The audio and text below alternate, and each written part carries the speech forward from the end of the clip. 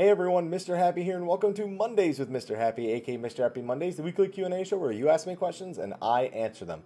I am exhausted. So, as many of you know, I recently attended the North American Media Tour for Final Fantasy XIV's next expansion, Stormblood. Over this weekend, I have been tirelessly preparing all of my videos, and today alone, this will be my 9th video recording. The only thing I'm debating at this point is how I want to put that content out. Now, I still won't tell you guys when the embargo falls off, but I'm trying to consider if when the embargo does fall off, if I want to do like one video releases an hour for basically like however many videos that I have, or if I want to spread it out over the days. The thing about that information is that if I don't have it out pretty much as soon as the embargo goes out, then, I mean, it pretty much becomes old news within 24 hours. So it's a bit of a tough call. I'll see what I want to do. If you have any feedback regarding that, I'm worried about spamming people's inboxes. I did it already this last week with the live letter stuff, but I'm just trying to get out some information because of the demand coming out of my YouTube channel. So I'm just, I'm debating. I'm debating pretty much how I want to handle the launch of all of that content from the Media Tour embargo, but there's going to be a lot of it. So when the embargo is up sometime in the next few days, since it's going to be before the end of the month, then just be on the lookout for that. I'll try to read the comments when this video comes out to see when exactly or how exactly I want to go about releasing that content. But anyway, I'm not doing this live today. I took the day off live streaming to work on those videos. So let's see what people have to say over on the Dream forums, because it looks like we have quite a few questions this week. I also don't know why I'm doing this so much. You guys can't see it. I actually have my arms crossed as well. I'm just doing the thinking emoji. Hello to you, Mr. Hapoveromo. I hope you're having a great day. My question to you this time is not Final Fantasy related. Good reminder, they don't have to be Final Fantasy related. So let's see what kind of question we have here. Have you tried Persona 5 yet? Yes, I have, and I'm actually want to finish it, but at this point we're so close to Stormblood that, considering I didn't play it when we thought the whole problem with Atlas was gonna actually be a problem, and it ended up not being one, now that it's so close to Stormblood, I don't think I'll be able to finish it till later this year. That being said, you know, I love what I've played. It's one of the best RPGs that I've had the pleasure of playing, so I think it's great. Let's see if you have any other question. What did you think of it? Are you planning on playing through it?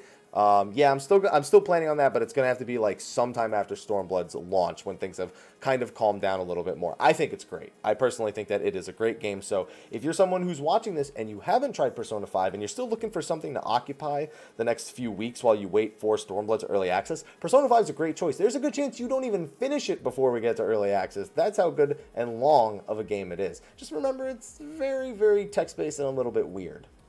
Alright, question number 2. Hey, Haps, touching on last week's question, then asking a question. See, I don't ever remember what last week's question was, so I hope there's a good reminder here. I asked a question last week, and you kind of didn't touch on it at the end, so here it goes. You gave a very good point about 24-man being too hard to schedule. Also, answering a question you asked me, I've led 40-man, 25-man, 72-man. I'll agree to disagree. The whole point, though, about people coming and going from 24-mans happens in 8-mans. People have less of a reason to stay in raid groups if minor things go wrong, because it's so easy to get 7 other people. It's a good counterpoint. My question is now the part you didn't touch on, is the reason I was talking about 24-man is because a lot of the toxic nature of the community when wanting to min-max raid groups. If we continue at this 2-3 job per expansion pace, we already have 8 jobs left out of the raid cycle. Eventually, it will be uber toxic, and once the rotations are worked out and min-max people go, we'll be petty as like jobs does like 3 less DPS than the other. We ain't taking you in a raid. What do you suggest they do? Maybe a flex rating system like WoW? I'm okay with a flex rating system. I think with flex rating, our fights have to be designed very differently from the way they're designed now. And I do agree with you, the more jobs that you implement, the more people who are min-maxers kind of affect the raid scene, because there's more jobs that are possible to leave out. I'll tell you this right now, though. What ends up usually happening is about 1% of people actually, you know, should be caring about that sort of meta. And then I'd say probably about 20% of the community listens to that 1%. And they're like, you know, they go out and they ridicule certain classes. And some people just don't give a shit. And they just playing the game because it's a video game. I beat 812 Savage with 2 monks. I hadn't played machinist before that raid tier. I barely got any practice time on it. And we did some of our fights with the paladin. Like, we didn't care about comp. We brought Black Mage as a summoner. We didn't try to do the whole machinist bard thing once that was more meta. We didn't care. We beat it. That's all that mattered. And we still beat it in a very timely fashion. So it's really just the people who are super crazy min-maxers and the people who listen too much to the crazy min-maxers. That's really where the big problem is. That being said, even still, the more jobs you have, the bigger the problem is going to be. I just don't see 24-man hardcore rating surviving in Final Fantasy XIV in particular in this day and age. Mostly because it is such a variance in the type of player that plays Final Fantasy XIV, more so even than World of Warcraft. But here's the thing, with World of Warcraft, you at least have people who, there's more people to choose from, and I know that technically Legion is once again, like the other expansions, on a downward decline right now.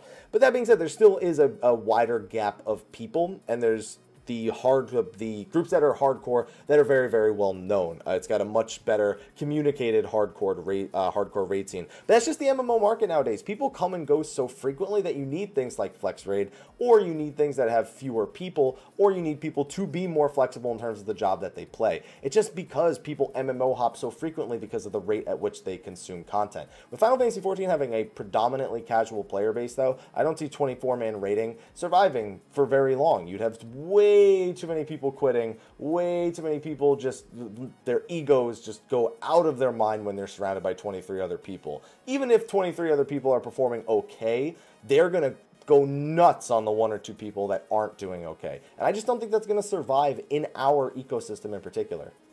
On to the next one. Yo, yo, yo, hap, sup, sup. Long time watcher, but not a first time asker, so no bonus. Sorry, that's okay, you're following the rules. I had a question about the jump potions. In your overview of the live letter, you kept stating that only 1 job will be available to use the level jump. What does that mean for Scholar Summoner? That's been a very common question, and I can't say anything definitively because I don't know the answer. So my best guess, again, not a fact, would be that if you use a job potion on Summoner, you would get Arcanist to 60, inherently giving you both Summoner and Scholar to 60. You would have all your Summoner job quests complete, and you'd have the full set of gear like they promised you in the overview. With Scholar, you wouldn't have the job unlocked, you'd have to go do all the job quests, and you'd have to gear it up. So I'd imagine that's kind of how it would work, but in a sense, you would be getting 2 jobs for the price of 1 if you were willing to go and do those job quests and to grind it out. I don't see a way around that because they haven't separated Arcanist from Scholar and Summoner, you know? They're not their own jobs from what we're seeing. So, unless they are, and that's it, but I doubt it. Question number 4. I think we have 25 questions total, just to give you guys an idea. Yo, I know that that's supposed to be you waving, but I always just read it as oh. Bringing you a bonus stance that increases healing done to you, but increases damage taken. You know what? I'm down. My one question this week is, can we expect minimum item level, no echo achievements? Is it better to wait on something like this before experiencing all the hard raids I've missed in Heavensward and A Realm Reborn, or just starting the game, or there are a few ways to create groups of decent success. So you really kind of got to do those with groups that are like-minded if you're going to do them now. I think we will have achievements for that in the future, though. Several interviews, including Frosty's and my own, he suggested that he likes the idea of including achievements that make use of restrictions. They were thinking about adding more restrictions, like minimum item level and some other things, in order to allow people to spice up their own dungeon and raid life, should they so desire. So I think they'll happen. When they happen, I have no idea. And there's still no guarantee that they do. They're just saying that they're kind of into the idea of doing it. As for whether or not you'll have it, I still don't really have a better chance of finding it then than you do now. Because generally, if people are interested in doing that type of content, they're already interested in doing it now. But an achievement sometimes pushes people over the edge. So I'd say as soon as possible. But with Stormblood coming out, it's going to be probably not till 4.1, where it's even reasonable for you to find a group that isn't focused on current content and wants to go back to the old stuff. Number 5. Hey, yo, I'm a rare questioner, so no bonus. Early lift of Mediator. Listen, you know that that's for you more than it is for me. You know that, right? Just one question. Okay, so we got an AoE provoke, which seems a bit silly or useless. I've been saying the same thing, you know, unless they make situations where it's more useful. But what if this was so that during extreme primals or raids, we could have 2 groups of ads that need to be killed, 1 group at a time, that requires a tank swap? Yeah, I mean, group tank swap mechanics is definitely something that's possible. It's just that when we think of all these abilities, we have to compare them to the way the game is now. So that's why they seem kind of strange. There's also, you know, a lot of talk about some of the other abilities that were translated just have effects, especially crossover abilities, that have effects that just surprise me to see us getting. You know, I can't really think of too many applicable situations now for those. But at the same time, who cares about now? These are 4.0 skills. So let's think that it's there for a reason for 4.0 instead of just assuming it seems useless in now. I think what you suggested is a possibility. But then it becomes mandatory. That's fine. Cross-roll abilities is all about flexibility and adjusting. Number 6, Haps. I know who's asking this question. Axon? Anyway, take my bonus of pizza with whole burgers as toppings. Listen, I'm a big guy as it is right now. Are you trying to finish me off? Either that or you want to stick me in the oven and cook me in the post-apocalypse, or you just want me as big as possible. Barbecue sauce and one giant hot... I'm not a big hot dog guy. Listen, it's not my kind of thing, man. My question is, considering Square, when first creating Red Mage or whatever, would become Red Mage, why call it Red Mage instead of Gray Mage? Am I high in thinking this would make more sense? So I get what you're saying. So they had White Mage and they had Black Mage. And you'd think that a mix of the two would be gray. You know what they probably said? They said Gray Mage sounds stupid. I imagine that that's ultimately what it came down to. So they went with red. Now I'm colorblind, so if there's some sort of color relation there that I'm unaware of, please educate me. Because I barely, I see colors, I just can't distinguish them most of the time. I guess that doesn't mean I couldn't know things about white and black. You know what, let's just go with I get the point of the question, and they probably because Gray Mage is ugly and stupid and nobody wants it. All right, number 7. Ooh, this is our question roulette. Normally this is question 1 or 2. You were a little slow on the punch this week. Oh, hi, Hap. Nice to see the thread on a Monday again. Sorry about that last week. Have a kinky question roulette. I'm never going to live down calling it kinky instead of kinky. I can't even play Samurai now because people are like, oh, Happy, I see you're playing Samurai, so you got your kinky gauge right there. Damn it. Okay, so voice acting overload, a drag and drop coloring, and a plan for an alt of mine for you to comment on. I'm going to go with voice acting overload. I don't know if it's going to be spoilerific. If it is, I'll do an edit. If not, well, whatever. Do you think that side quests cutscenes should be voice acted? I mean, if applicable, any voice acting is welcome, in my opinion. I could understand not doing it, though, when you're trying to push out a patch every 3.5 to 4 months, because A, it costs a lot of money, B, you don't know, people won't interact with that side quest. See, the thing is with the main quest is almost everyone has to interact with it. So even if you're skipping the cutscenes, at least it's content you're guaranteed to see. Some side quest stuff is not always guaranteed. What's always odd to me with side quests is when they voice like just a couple of lines, like Gilgamesh. Only in Battle at the Big Bridge does he have voice acting. He doesn't have it in any of the Hildebrand quests. He doesn't have it in the Battle at Big Keep. So it just seems so weird to even do it in the first place. That's true of some of the extreme primals as well. Like, why did you get a voice? Like, I don't understand. You know what I mean? I'm okay with it. I like the idea. I just see why it's not always that applicable for them. All right, number 8. Hey, Hap, since the food bonuses have become quite abundant, as you can see, I'll give you a different bonus. Another interview with Yoshi P 1 month after Stormblood has released, and this time you'll be able to ask 12 questions. Listen, if you can guarantee that to me, my people will talk to your people, we'll arrange something.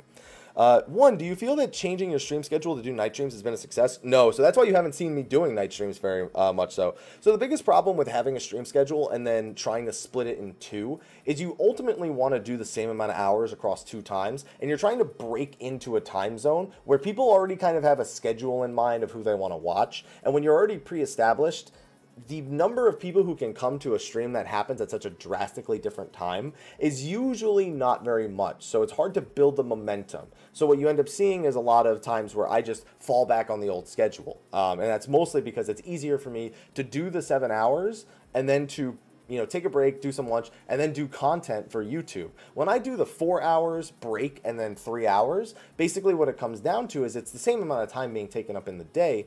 But when you're about to start streaming, you generally can't get a lot of YouTube work done because you're usually pushing the clock on that one. So it ends up being 4 hours in the morning, then lunch break, then maybe some YouTube work, but I always got to cut it a little early because, I mean, what am I going to do? Like I can't go right up to the nail on recording YouTube content and then, go right on to Twitch. On top of that, then I still probably have more YouTube work to do after I finish, but it's already in the evening. So now I'm going to eat dinner. I don't know. I just feel like technically, while it's the same amount of time, it didn't ultimately work out the way that I planned to. So instead of doing those, we just sometimes have longer streams. As for question number 2, if Yoshi P said to you one day, Mr. Happy, Ichi ni ni shichi, I feel like that's racist. Because you just said 1, 2, oh, I get it. I thought you were just... It's 1227. You don't. Do you really? You don't. I mean, I know that's 1227, but oh god. At first I thought you were just saying things. And I was like, wait, itchy, nini, she. Wait, that's 12. Damn it, Mr. Happy 1227. Got it. Our budget has increased exponentially, which has allowed us to hire more staff members. We believe you would be a valuable asset to us, and wish for you to join our team. It will be on your terms. You may pick any position, whether it be an existing one or one that you've created. What would your position be? Oh, man, so you're not even giving me the choice to not take the job. I don't think I'd want that, dude. That's like, I mean, I work a lot of hours now for YouTube and Twitch, but that's like a normal corporate job. Like, okay, if my Twitch career, my YouTube career, if all that was like on a major decline and I was offered that, I'd take it. Otherwise, I'd rather stay here and continue doing what I do now. It still requires a crap ton of hours, but everything's already on my own terms, so it just works out a little bit better. If I had to pick a position, I would try to pick one that isn't in charge of everything, because I've seen the way Yoshi P looks at some of these like live letters or in person. Dude looks like he's dying, and he's chain smoking cigarettes like you don't even know. So I don't want to go down that path. You know, I would probably want to work on the battle team. I have very limited history in game design. I took some courses in college, pretty much. That doesn't qualify for anything, but at least oversee it and be able to you know, guide it in the right directions. Be sure to interject my ideas whenever applicable. That being said, I'd rather have my own team that's separate from the main team, have his main team that pushes out all the normal content on normal patches, and then give me my own team, which is dumb because I just said I don't want the same job as him. But and then we produce content that doesn't follow the same schedule. They can still work on their, like, you know, Palace of the Dead, but we'll come up with newer stuff. We'll come up with stuff that isn't necessarily tied to lore or is just content that people are asking for, and we'll be the team to figure out how to incorporate it into the game, work without a time schedule. That way people can get the things that they're heavily requesting, you know, and there's a lot of things out there that people are requesting. Question number 3, I just started playing Record Keeper again, not that far. I have 2 of Eunice Summoner Garbs maxed out, and I can't seem to be able to combine them. What are the requirements for combining gear weapons when they have to be maxed out? So one of them needs to be maxed out, and then you go to combine, and then as long as you have 2 of the same piece, you can combine them. That's it. It costs a lot of gil, though, so if you don't have the gil for it, it's not going to work. Otherwise, you should be okay. 4, where's Aloha sleeping in his tower after his lunch? That last one was loaded, but a lot of good questions. Had fun answering those. Greetings, Mr. Happy. Haps. It's weird. First-time caller, long-time listener. This isn't a radio. That doesn't make sense. If we're doing this first-time bonus thing, how about a free faux rito or quesarito? No, I don't. Listen, did you just try to offer me Taco Bell? Because I've seen the quesarito from there, and I'm not digging it. I mean, technically, you get a quesarito elsewhere. I think you can get one from Chipotle on the hidden menu. Not a big Chipotle fan either. So my question is about bard changes. First off, I'm hyped about them, happy we're mobile again. Lost a few friends because of the changes. Took myself a while to get used to them too. We didn't sign up to be casters, but one of the reasons for the casting was to balance it out between actual casters, since they also buffed Bard and Machinist damage because of it. Why be a magical caster if the physical ones could pump out similar damage, apply support, and still run around? That's how it is now, because Machinist and Bard are too stupid strong right now.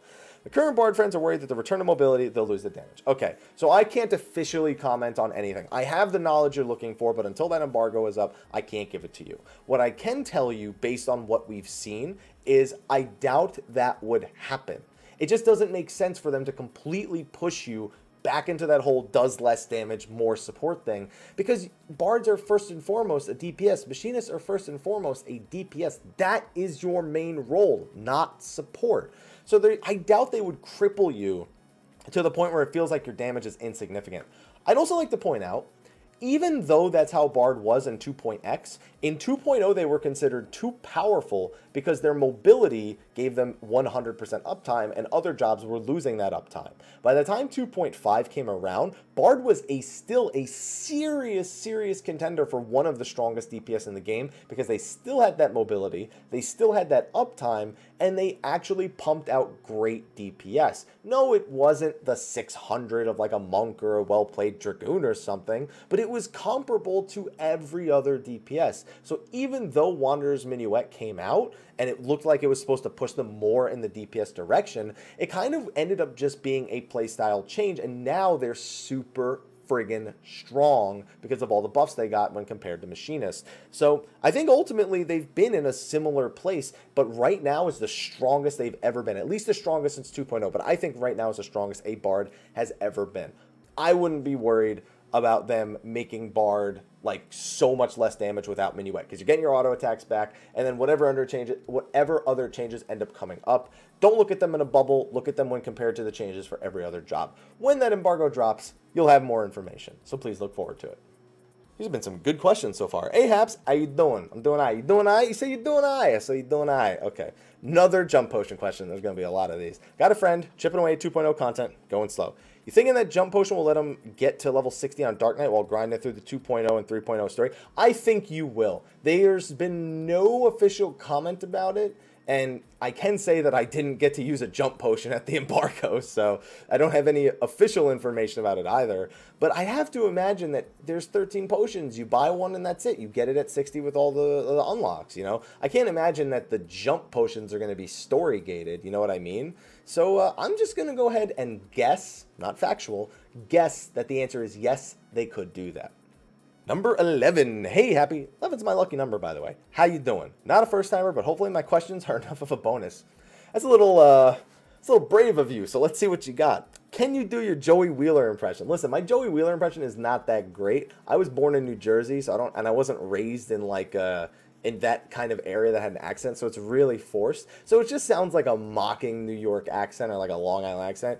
Hey, ready to see my red eyes black dragon? And I also like to kind of mimic him. Baby Dragon, you know? Hey, Time Wizard. You know, it's just, okay. Anyway, you got what you wanted. 2, I just watched your last State of the Realm, and Mary made a comment that the new Alamegan earrings will work if you're above level 50, but synced to a dungeon below 50. For example, level 51, but running Sass Tasha. Is that true? Yeah, that's true right now. If you go to try that exact thing right now with, what is it, the brand new ring, go run a level 30 dungeon on something that's level 50, and you'll see that, yeah, you're getting the bonus. So as long as you're synced down, it's useful. Keep in mind, you're getting a bonus on experience points that's not scaled to your current level, but anything helps, right? So yeah, if you're scaled down to level 50 or under, so even if you're doing the level 50 roulette, if you're in that, you might as well wear the new Alamegan earrings and just get some of that EXP bonus. Not great stat-wise, but it's level 50 dungeon. Like, come on. Those things are a joke. Alright, here we go, about halfway now. Sup, Haps? It's been about 1.5 years since I last asked the question. Jesus. Perhaps I should visit more frequently. Hey, man, as long as you're doing you, as long as you're taking care of you, you good. Come back whenever you can. Anyway, for this week, I have 2 questions in regards to PvE and PvP. I almost turned into, like, what's his name? The name's escaping me. Okay, 1. With all the combat changes that have been announced, especially the cross-roll system, I don't recall Yoshi P touching on changes to traits. Was there any mention of how current traits are affected? I don't think he mentioned anything, so just, you know, please look forward to it when the embargo drops. That's all I can say at this point. 2, with the damage calculation to healers being shifted into the mindset, would this mean that healers could potentially output their full damage in PvP too? So I don't think we can... Here's the thing, we don't even know if healers have DPS abilities in PvP. You got to remember that for PvP, you have your own separate set of skills. Who is to say that White Mage gets any DPS potential in their healer PvP skills as it is? So until we know what the healer PvP skills are, we don't know if that change is actually, you know, going to allow them to put out good DPS in PvP anyway. I have to imagine they'll have maybe 1, at most 2 skills that can output damage in PvP, but I'm speaking out of my ass right now because we don't know what the PvP skills are. So wait for more information on that, and then come back to me with the question again later. Because if they do end up getting damaging abilities, then yes, healers should theoretically be able to output somewhat decent damage in PvP. Alright, lucky number 13. Bad number. Hi, Mr. Happy. First time commenting, so my bonus to you is any assistance times skill I can aid you with. Listen, if I could let you know the embargo stuff, I'd let you record the other however many videos I still have left to do, but I can't. So, I don't know. Can you go get me a burger? That would help. Anyway, I'm curious if you have any expectations for the storyline mounts in Stormblood, like, oh, you know, I didn't even think about that. About getting a mount from the main story of Stormblood. There's a lot of choices. I mean, you could get the road things from Final Fantasy VI. You could have the updated Magitech. I wonder if there's like there's another mount that we'll experience there, like maybe the mounts that you see some of the people riding in the recent music video. I didn't even think about it, to be honest. That's all I got. I mean, like, either something that's Magitech related, like one of the updated things, or the birds that are being flown on. Do we not already have those? No, we don't have those yet. Or the birds that are being flown on in the Revolutions music video. All right, last question of page 1. Hello, Mr. Happy. This is Final Sim, and welcome to my question on your channel. I keep hearing the word min-maxer. No, you're hearing the word min-maxer. So a min-maxer is somebody who figures out, mathematically speaking, if performed to an adequate level or to the maximum level, what the most amount of damage that they are going to put out. Now, actually, I shouldn't say damage. You can min-max anything. You can min-max healing, you can min-max mitigation, you can min-max the use of individual aspects, but generally, it's somebody who is trying to figure out the absolute best way to perform in any given situation or any given role. So they're the people who are going to tell you that, hey, you know, played completely optimally, Monk does 50 more DPS than Dragoon. However, Dragoon provides X amount of percentage DPS over Monk in terms of raid utility. They're the ones who will generally go out of their way to mathematically figure out all the numbers, and they're generally good sources of information. A lot of the times the information they give, while technically harmless on its own, generally leads people to make a conclusion about whether or not some sort of job is in meta or useful in any way. Technically, they're not wrong by making that deduction. It's just a matter of how much it really matters, especially with content at the level of Creator Savage, where it's not super difficult. Pretty much most raid compositions work there, but you still have people talking about, you know, not taking this job because it's not meta or because it's not what the min-maxers said to do. A lot of times min-maxers are innocent. They just want to show you what's mathematically best, and then people take that information and use it in such a way. So that's what you mean, min-max, like minimum maximum. I don't know where that term actually originated from, though. I'd have to imagine it's because a lot of old RPG stats, they generally give you a minimum output and a maximum output, and you're trying to get the highest possible range. Not the difference in range, like the highest numbers for the minimum and the highest numbers for the maximum. I'd have to imagine that's the origin, but I'd have to look it up. So that's what it is, though.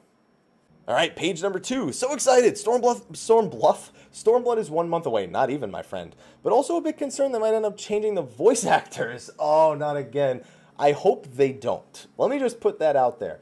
I actually liked the voice acting changes going from A Realm Reborn to Heavensward, but it was also really weird. So don't change it again, please. That was an easy one. That was easy. Hello again, Haps. Let's get right into the question. Not really spoilery at this point. Oh, I see what the question is. Oh, okay. So if you're someone who hasn't finished the 3.0 story, not like 3.1, 3.5, that's all different. I mean the initial Heavensward story. This is going to be a spoiler, so I'll still do this because it's a pretty big story point. So when you see this again, it means that you can unmute me. Okay? I'm going to hide this on the screen. If we had the new healer ability rescue at the start of Heavensward, would we have been able to save Hoshfont? You know what the sad answer is? No. He jumped in front of us. All we would have done is pull him even closer. So, and he may have actually lost his balance, and for all we know, that may have gone through both of us at that point, so maybe it would have killed us both. So no, rescue wouldn't have saved Hoshfont. Spoiler, end. Alright, after that last one. Hello, Mr. Happy. I never gave you a first-time bonus when I asked my first question, so better late than never. Have both Red Mage and Samurai to level 60 during early access. You know, I don't want that. As much as I would like to skip the first 10 levels and immediately go into 60 to 70, I kind of want to use those levels to pick up certain things that maybe I didn't pick up from them earlier. So, you know what? As nice as it is, I think I want to do them from level 50 to 60. I say that now, I'm going to regret that so much in a few weeks. After watching the 4 horsemen getting worked up over healers not doing damage during last week's State of the Realm, caught my attention as someone who heals and tanks. Let me make this clear. I agree that healers should DPS where they can because I have plenty of experience as a healer doing DPS. But find that party makes things difficult for me, like tank not using cooldowns, which happens a lot. DPS not doing single target rotations on large mobs. STDs, I'm looking at you. DPS or tanks not avoiding AoEs. Dragoons are really bad at this. I thought black mages and monks were worse at it, trust me. Do you think a whole of the intermediate would help combat this? So yes and no. I think the general idea behind Hall of the Intermediate is that it's supposed to teach you a little bit more about your actual job, Whereas the Hall of the Novice teaches you about your role. Hall of the Novice tells you to get the hell out of AoEs, but an endgame player will tell you sometimes, I overgear this, so moving out of the AoE isn't necessary. What then ends up happening is a player who's not overgeared for something stands in something thinking that they'll survive it to keep something up, and then it doesn't work out and they die. Some players also just don't have the greatest reaction time, so even if they know they're supposed to avoid it, they're just kind of slow to the punch. You know what I mean? They just don't have that reaction time that they need to get out of something. This was especially prevalent back in Titan Hard mode because Weight of the Land, I think to this day, is still one of the fastest casting abilities in the game that's intended for you to move out of it. Not like something where an AoE pops on you and there's absolutely no chance. I can think of a bunch of situations where that's applicable. So I think Hall of the Intermediate would more be like for the Black Mage who starts spamming Fire 3 when they unlock it, instead of, using Fire 1 and then only using Fire 3 to get into Astral Fire. It'd be for them to tell them, hey, just so you know, Fire 3, Blizzard 3, now that you have these skills, you'll want to use these in order to change between form. Don't tell them the whole rotation, but get that basic concept into their head so that they can then try to figure out the rest of the steps that they learn along the way. Or is this where we as players have to take some responsibility to take the time to play their jobs correctly? Because if they did, I don't think healer DPS would be an issue. So the thing is, what you're saying is still somewhat true, but healer DPS being an issue isn't an issue because it's hard to do because of what you named above. It's that a lot of people go into the idea of playing a healer with the idea that they are a healer. They're not expected to output damage. And in a lot of other role-playing games, that is largely true. You do have clerics, which are generally supposed to be offensive, I don't want to say offensive healers. Generally, clerics have offensive white magic and they have some healing components. But the thing is just people don't want to do it because it's not what they signed up for. The big argument is that, yes, technically the healer role, your first and foremost job is to make sure people are alive. DPS should absolutely be coming second. How Final Fantasy XIV works, though, is people don't need that much healing a lot of the time. So it's a matter of what you do in between those heals. MP is generally not a big enough issue for you to just stop casting offensive abilities unless you're doing like dungeon pulls and you're chain pulling and the kills are kind of slow, so you're burning through your MP faster than you really should. In times like that, yeah, like maybe you can't cast DPS abilities because you just went so ham on DPS and it took so long to kill that you're running But I mean, that's expected of healers, is to try and run their MP dry to make the dungeon run go faster and to maximize it when possible. Ethis use the term ABCs, always be casting. That's the general mentality, even if it's a DPS skill. So that's really where the healer DPS problem comes to the forefront, is what people sign up for versus the way Final Fantasy XIV allows them to play and what is generally promoted by a lot of players in the community. Good answer, and good thing I'm not doing Twitch this week, because we wouldn't have time for any questions anyway. Hey Haps, new here, so I have a first-time bonus of some grade 5 parry materia. Good news for you is that it's not going to be parry materia soon. I think that's why you did it anyway. I bought too many and couldn't slot them all. Listen, at least they'll become tenacity soon. Just kidding, have some homemade peach cobblers I made today. I have several questions, but I realize that time is an issue, so I'll only ask one for now. I appreciate you taking that into consideration. First off, my wife and I recently quit WoW, and we played it since it launched in 2004. We were part of a semi-hardcore guild for the last few years, clearing all the raids on Heroic, and usually at least the first half of each raid tier on Mythic, sometimes more. I typically played tank, and she played I played tank or healer through each raid tier and preferred tanking more than any other role. But when I decided to play 14, I made a warrior. Initially, I just wanted to get to 50 to play Dark Knight, but I fell in love with warrior. Yeah, he fell like the cleave. You get it? He gets it. All right. My question is this: how difficult is going to be raiding as a tank? So I don't think raiding as a tank is that difficult in any game. I just think tanking, the min-maxing of tanking, going back to that, is definitely a bigger thing in 14. Because once again, it's about maximizing uptime with your DPS while also surviving the hit. That's just generally how people play it nowadays. So that part is difficult. But if you're just talking about someone who tanks, and that's what they're good at, they hold aggro on the boss, they pop defensive cooldowns, that part is very, very easy in Final Fantasy XIV. I don't think you'll have trouble with that at all. The expectation, though, is that you'll eventually learn how to play a little bit more aggressive when you're tanking. That is where a lot of tanks falter in Final Fantasy XIV. So if you can get over that first hurdle, which I think you'll have no problem with, you can work on the second hurdle. And honestly, if you've done some of the more hardcore stuff, while it is different in a sense, I think you'll probably be okay. So I kind of trust you. I see you also do have a second question. I have time, so I'll answer it. With Stormblood so close on the horizon, should we bother trying to gear up any further? I mean, the more gear you have, the easier like the first few levels will be, but it's not necessary. As long as you were able to finish the main scenario, then the first several story quests will probably hand you some HQ gear that's at least better than what you have now. It's still not going to be as good as if you had some gear saved up, but it's something, and it's the kind of what the expected item level of a new player going through the story is expected to be. So you'll be okay, but if you do get more gear, your first few levels will definitely be easier. All right, next one. Hey, Mr. Happy, I have a quick one, but you probably have one you have probably not been expecting.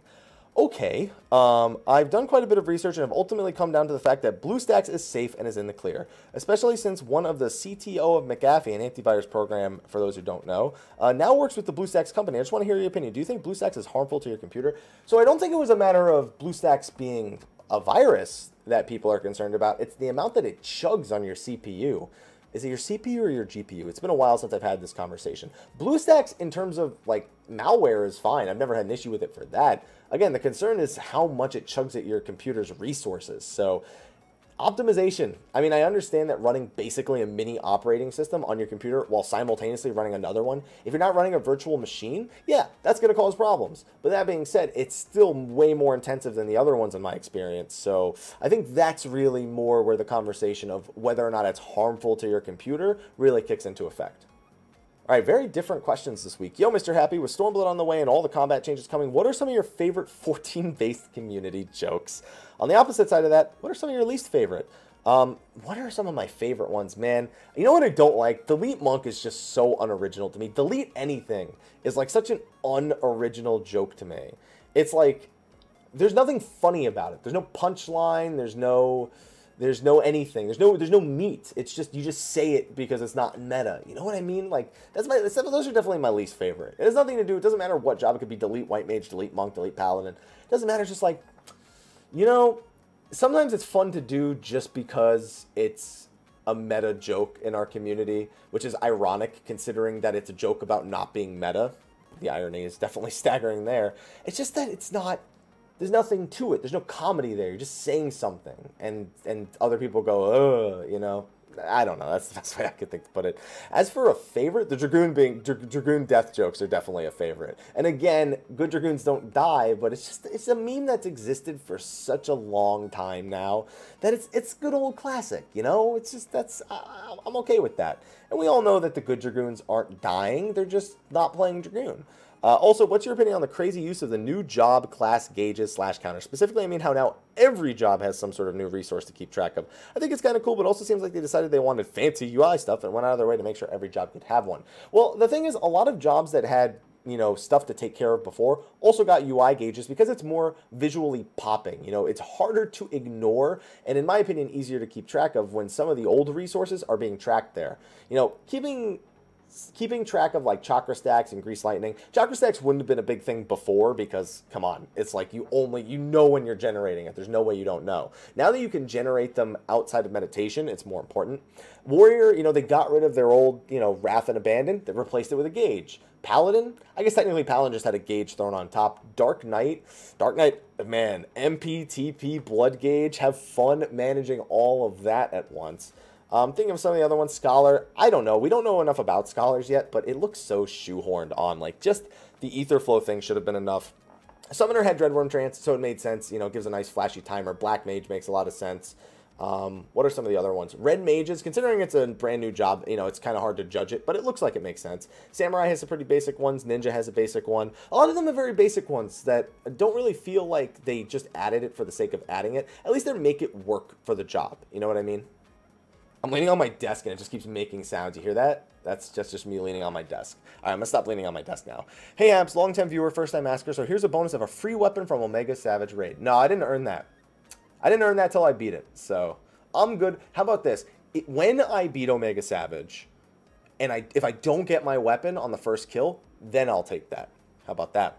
My question is that Divine Seal was shown on the cross healer abilities or an ability like it. But right now, its ability, that ability is a 30% heal buff with one. Okay, hold on. There's like, let me start over. My question is that Divine Seal was shown on the cross healer abilities or an ability like it, but right now that ability is a 30% heal buff with that on the cross healer. How will that work with Sinistry for Astrologian and Dissipation for Scholar? Do you think those abilities will go away, or do you think this will be a balancing issue, leaving White Mage in the dust, giving other healers a chance to have a 50% heal increase? Also, someone who plays healer, I'm really excited for the accuracy changes. I've never rated because of always wanting to heal for those big heal numbers and not having much accuracy. Do you think people will raid as healers like how I am now that they won't have to meld accuracy? Last question is, when I play warrior, I use flash to pull because the class already has TP issues without spamming overpower for group aggro. Do you think they may have something to place a placeholder for this? Okay, so that's a lot of questions, not formatted great, but I thank you for all the questions.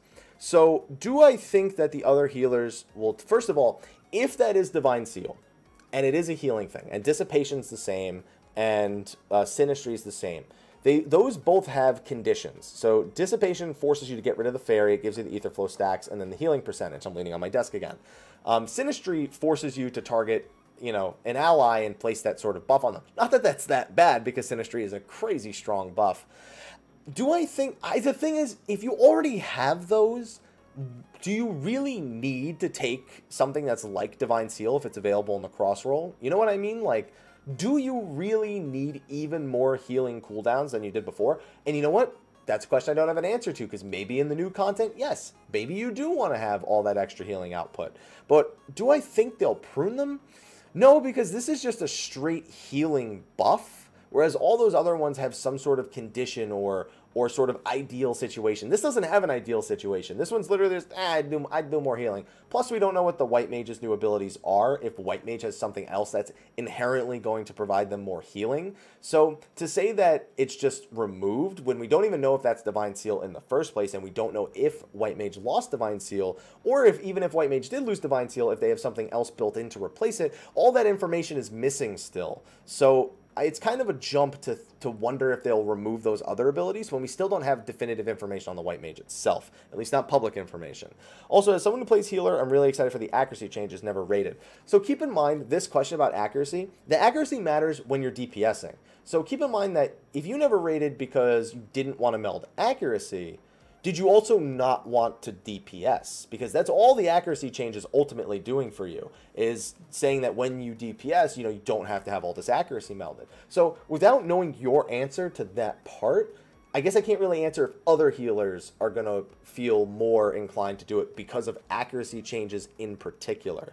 Last question, when you play warrior, use flash to pull because it has TP issues. So let me say that Flash is not useful because Warrior has TP issues. Flash is useful because Overpower, which is their non-Wrath and Abandon gated ability, is conal. So sometimes you want to run into the middle group and hit Flash. A lot of Warriors, though, are pretty good at just lining them up while they run past with the Overpower. As for TP issues, I mean, that's what Steel Cyclone is kind of for. You know, you don't need to just do Overpower, Overpower, Overpower, Overpower like 8 times in a row on an AoE pull. Technically, it's probably the highest damage per potency.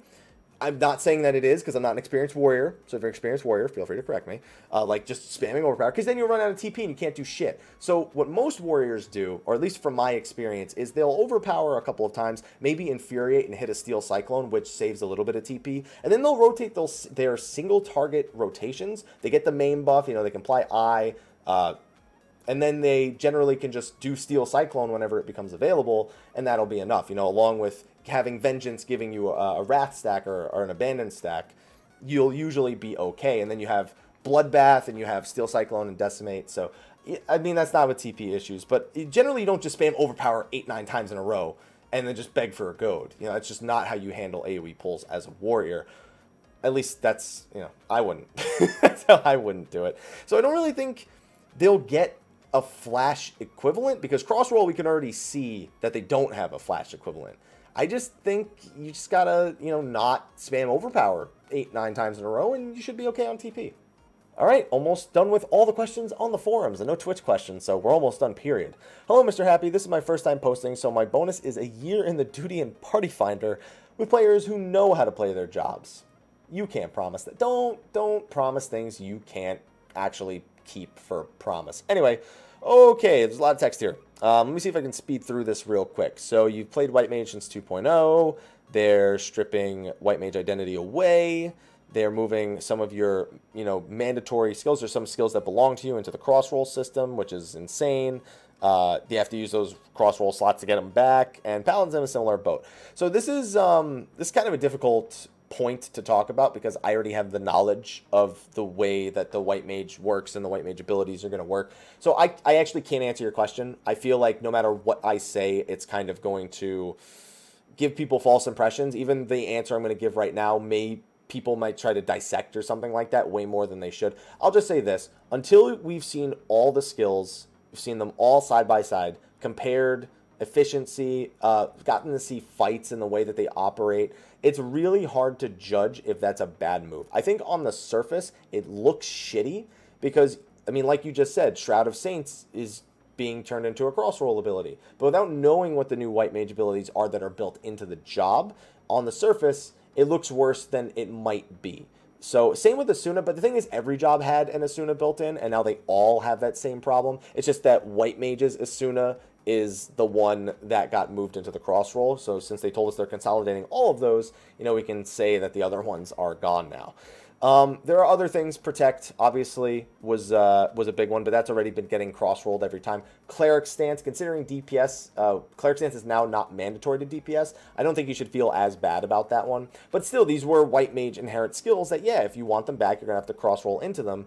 So, yeah, I agree. It does seem shitty on the surface, but we'll have to see how it works out in the ecosystem that is the meta for 4.0. Because until we've seen it in that context, looking at it with our 3.x context, it just doesn't apply very well, if that makes sense. All right, that one was really hard to answer. It was really hard. So the next one, you didn't even say hello, man. And it's okay, but okay, never mind. You've got a lot of posts here, so you said hello plenty of times. One, as a bard main, I get quite annoyed when party members whine about me not playing foes. Don't get me wrong, I know I'm supposed to play it at the very start of a boss, but what I mean is that I won't play it if I'm in a progression party because my mind says that I shouldn't play it because we're progressing and I'd rather save my MP plus battle voice for when the healers could use a quick boost in MP for progression's sake rather than blowing it on the bigger DPS at the start, because it's not like we're going to clear more likely anyway when the group doesn't have the mechanics down. So why not save it? Am I wrong in thinking this? By the way, is it true now that one saw foes on Bard? No one saw foes on Bard. They didn't use it during the live letter. I don't think he actually played Bard. I think the other person turned into Bard. I don't remember. And in the job action trailer, we never saw foes used. But keep in mind, they also told us many times, just because you don't see it used, or maybe even don't see an ability on a hotbar, does not mean it's not there. Does not mean that it was removed. It may have been moved to a different location. Doesn't mean it's gone. So I wouldn't panic about that just yet. As for your mentality there, I won't say it's wrong, but there are certain points in the fight where you can try to guess when it's okay to do. If you're getting through like the first 30% of a fight, and almost every time nobody's dying, there's no MP issues, then at that point, you should be okay to start a fight with Foes Requiem. Unless people are dying so quick into the fight that you may need Ballad that quickly into the fight, I'd say you should probably be at least be playing Foes from the beginning of the fight. Now, if you're in the middle of a fight and you're at a point where people are very often dying and, your healer's always stressed for MP, I think you have the right attitude. I think it's a matter of knowing when it's right to play Foes Requiem and when it's right to not play it. That's a very important thing when learning and progressing on a bard, is to really learn every fight and when those songs are most applicable. Sometimes in progression, you always need Ballad at a certain point in the fight because there's a ridiculous amount of healing, and on top of that, the healers were trying to maximize earlier, and then maybe somebody died and there was an extra res that went out. So there are a lot of times where Ballad's considered normal during progression, but in the creator, it's mostly if there's a part of the fight where people keep screwing up and healers are burning way more mana than they're supposed to be. As for your second question, do you have any tips on making sure a player can access the expansion ASAP when the servers are up? Or at least not being locked out because of congestion? Be up. Be up when the servers are up. Hopefully with the recent additions with the North American servers, plus some of the new European servers, maybe it'll help fix some of the issues, but listen, you're going to probably run into this problem at least once. I will say this, Heavensward's launch was super smooth. Yes, some people still had to wait in queues. Yes, there was still some over congestion, but I was on Gilgamesh and I was still somewhat okay. I only had a few instances where I really couldn't play the game. So hopefully Stormblood is as smooth as Heavensward was, or smoother.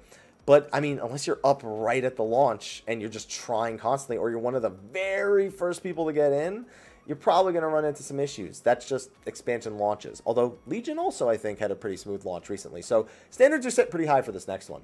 All right, 2 questions to go. That's 4. 2 questions to go. Hey, guess who's back again? Guess who's back? Back again. Knees weak, arms spaghetti. For your question in the series... Okay, I figured we can get your thoughts on the current feelings towards the expansion. Browsing Reddit, it seems quite a few people don't seem that excited for Stormblood as they were for Heavensward, due to the latter being more of the same in regards to its endgame content and what many consider lack of innovation on Square Enix's part. Would you say that you feel the same towards Stormblood? If not, what do you think Stormblood has done right with what information we know so far? If you can't explain too much due to NDA from the Media Tour, I understand. Well, I don't think it has anything to do with the Media Tour for the NDA. We've seen a great deal of the combat changes, which for me have been very exciting, even before we knew stuff from the Media Tour. Just looking at live letter number 36, you can see that I'm reasonably excited about the way things are changing. Some jobs more so than others, but that depends. As for the content structure, I mean, I can't think of many MMOs that have had like a significant change in content structure.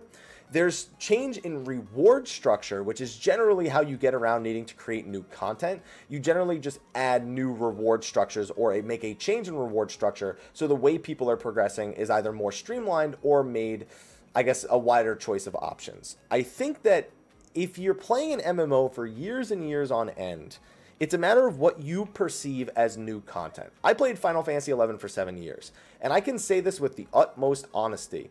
Dynamis was fucking boring. Limbus was fucking boring, but at least it didn't take too much of my time. Ultimately, Dynamis was go to this place, kill everything in the zone, and hope you get loot. There's a boss at the end. Okay, you need that to move on to the next Dynamis. Okay, it's just a boss, it's just a giant statue that people just blow the fuck up anyway.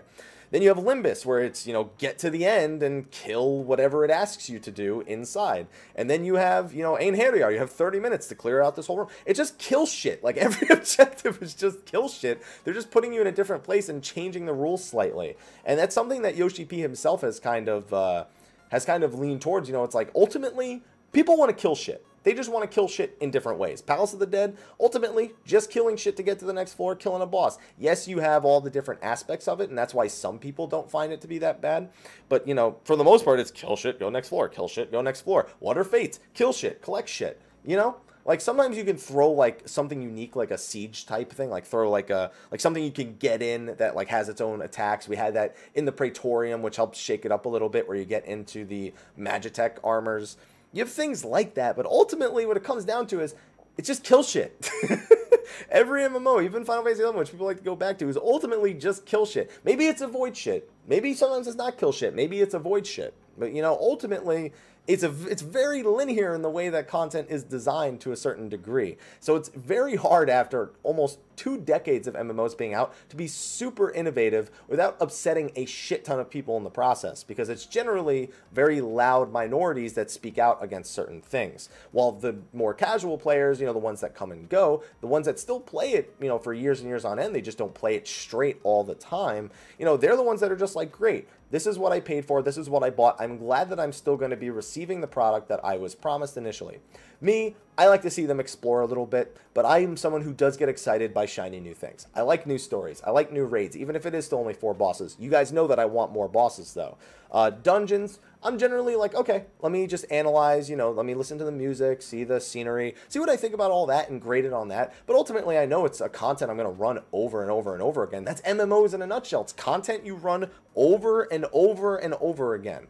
One thing Legion did that was very good was the Mythic Plus system in Dungeons, because even if you are running the same shit over and over again, at least it's slightly different. Even though you're running the exact same path most of the time, maybe you need to treat the packs a little bit differently. Even those slight variances in gameplay are the things that Final Fantasy XIV lacks. There aren't enough slight variances in gameplay, and I would like to see that one thing be made a little bit more apparent. Recycle some assets if you need to, and just change the gameplay a little bit. And generally, some people will generalize it like I kind of have with Dynamis. Like, there were different rules with Dynamis, Limbus, Einherjar. Everything had sort of their own different rules. But it's the same ultimate concept, just tweaked a little bit. And that keeps it somewhat fresh for the people that don't want to just break it down and generalize it like I just did. So I think Stormblood's shaping up to be good. We know that they said they won't have that same extended break, which is good for the rate of content in which we gain.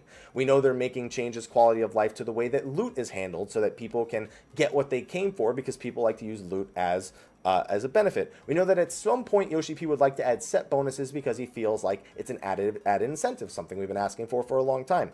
They want to make fates a little bit more, not dynamic, but, you know, have an additional objective that can net you some bonus experience. You know, they want to expand the next deep dungeon to include more objectives and playstyles. What that means, we don't know, but it's not... Specifically, it's not kill enemy, go to next floor. You know what I mean? Maybe it's sneak around enemies for a bonus reward or something like that. So, as long as we see those things evolve, then I'm okay. I think Stormblood is shaping out to be better than Heavensward, at least for the first several months. We'll have to see how the Super Savage content of 4.1 goes, the brand new type of content they promised us in 4.2, the new Deep Dungeon, the new PvP modes, the changes to PvP. I think it's looking better than Heavensward, at least at the current time. And finally, one last question. I've had some pretty heavy-winded answers this week, but alright, this week, every week. Hello, mister. Important question. I hope I'm not too late. Hey, if the thread's not locked, then you're not too late. What is the drop rate for the Nightmare mount? That's a hell of an oldie throwback for this last question. I know it's low, but I heard that songs get increased drop rate if you go in synced. Unless I heard wrong. Is that the same for Nightmare? So I actually don't know if Nightmare gets an increased drop rate if you do it at minimum item level. So I can't answer that. I literally can't answer that definitively. But the drop rate, I think it's like 2% or something like that. Nightmare, I don't think it ever got its drop rate increase like all the other ones did. So it still is pretty atrociously low of a drop rate. P.S. I passed on Nightmare more times than I'd like to admit because I wasn't paying attention and thought it was a normal horse.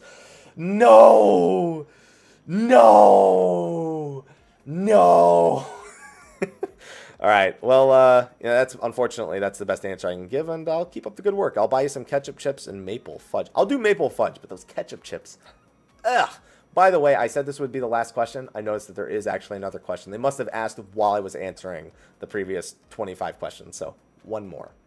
All right, and now we're on the final question. Hey, Happy, since I'm not big into gathering or crafting, and I'd rather spend my time running dungeons or raids, but I'm stuck with almost no gil, not sure how I should make some. Any tips on things I could do? So if you really have no interest in crafting gathering, I'm someone who has no interest, I still did it. But let's say you don't want to level them at all. You are pretty much resigned to very few options.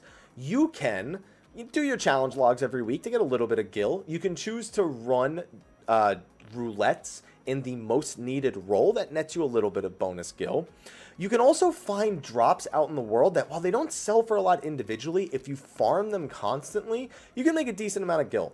A good example, but one that still has quite a few people farming it on some servers, are Deep Eyes. Deep Eyes are enemies you can find over in Korthus Western Highlands, not far from the Aetheryte, and they drop Deep Eye tiers. Now, the problem is it's less than 3 weeks now until early access hits, so I don't know how many people exactly are buying Deep Eye tiers, but if you apply that same idea to drops that are going to be coming out in Stormblood, and you just kind of look for something that's super high in demand that drops from enemies, just farm those enemies. I mean, unless you really want to go level a craft or gather, which I still recommend that you do, even if you don't want to craft or gather necessarily, there's still some money to be made. I do desynthesis, and sometimes I gather some items that are worth something because it's generally not as high investment.